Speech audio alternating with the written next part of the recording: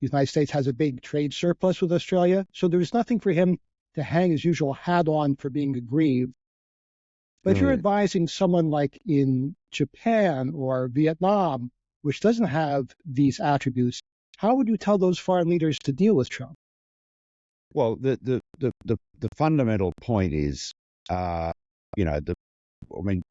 is a big narcissistic bully, right? He has a type of personality, overwhelmingly self-centered. If he wins office again, his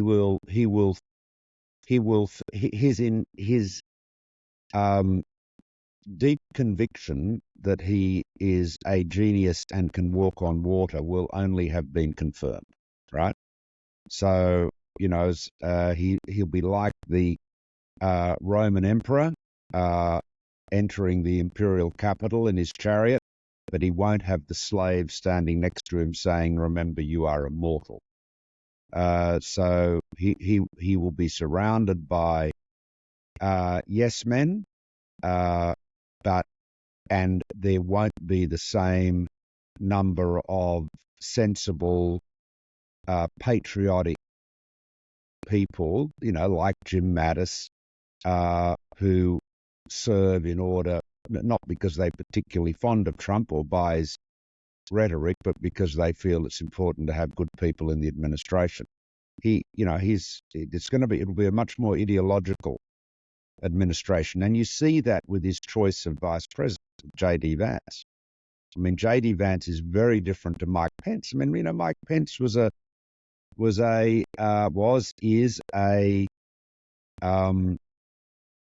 fairly conventional conservative Republican. He'd been a governor, people like, whether you liked his politics or not, he was definitely had both feet grounded in reality.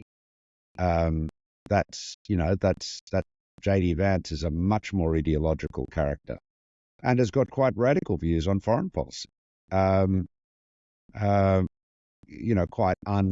Views quite inconsistent with traditional Republican views.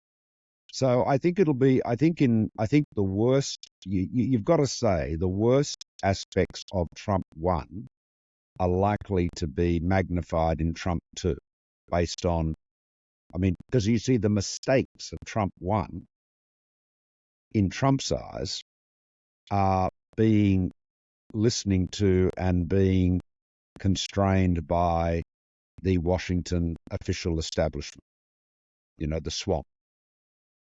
Well, we try to be. You guys are, with great respect to you, from Trump's point of view, you are sort of swamp creatures. You're part of the State Department. Part of those, what I would say, dedicated civil servants, patriotically serving your country and doing often dangerous work for remuneration that is vastly below what you could command in the private sector, but you're doing it out of patriotism.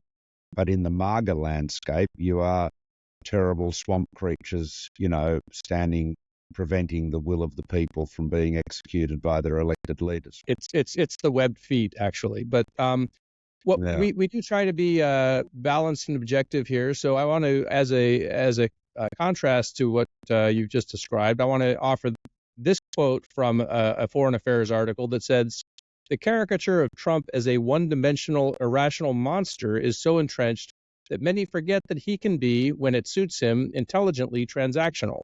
And that's why I wrote that. Yeah, yes. That's true. That's true. And equally, exactly. I think that's very important. And I developed a good transactional relationship with him. But this is not to say that his return does not pose great risks. And equally, just because Trump is in favor of something doesn't mean it's wrong. You get they talk about Trump derangement syndrome. That's fair enough. But look, two things can be right at the same time. You can have a guy who is erratic ill-disciplined, and, posing, I would say high risks on the one hand. On the other hand, you can have someone who can be intelligently transactional when he sees things as being in his own interest.